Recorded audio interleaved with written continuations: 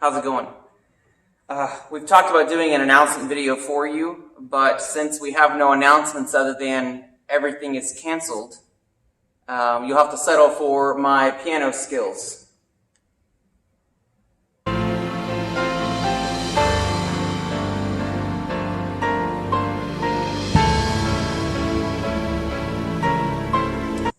So now, I wanted to talk to you today about Paul.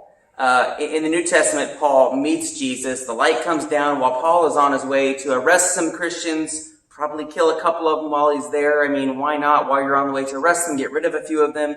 And Jesus catches him. He becomes this amazing believer and one of the loudest voices for Christ in the first century, and he's still echoing today as we read through our scriptures. And when we look at Acts, especially throughout the latter half after chapter 9, when Paul is converted to Christianity from Judaism, we see Paul going on these journeys, these missionary journeys throughout the Roman Empire, really, at that point. And he's traveling around, and after this third journey, he comes back, and he had stayed in communication with the guys at Jerusalem, and had brought some offerings from these other churches, even back to these Christians that had converted from Judaism in Jerusalem and in Antioch.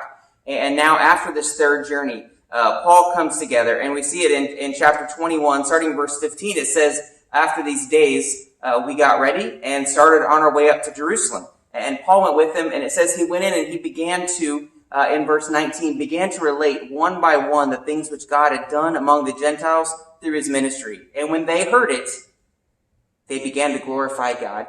Paul gets back to these guys who had believed in God their whole lives and had come to know Jesus as Savior and Messiah, and starts telling them what these Gentiles, who never really knew God the way these Jews did, and Paul tells them the amazing ministry that had happened through these Gentiles. And the Jewish Christians, as they heard these stories, they began to glorify God.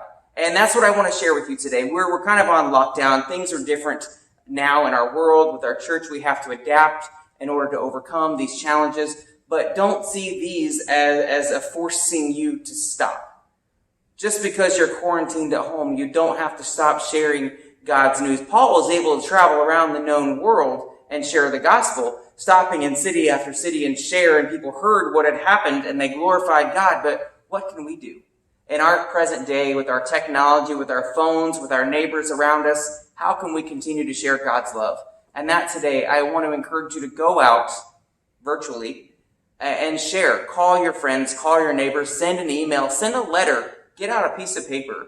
Write a note on it, put it in an envelope with a stamp, and mail it to someone to tell them that you're praying about them, that you're thinking about them, and then come back and tell your church. Send us an email. Tell us when we get back together soon, I hope, in this building to be God's church, and share that, and we can all join together in rejoicing, just like the people here at Jerusalem did with Paul. Stay safe. I look forward to meeting with you again, and take care.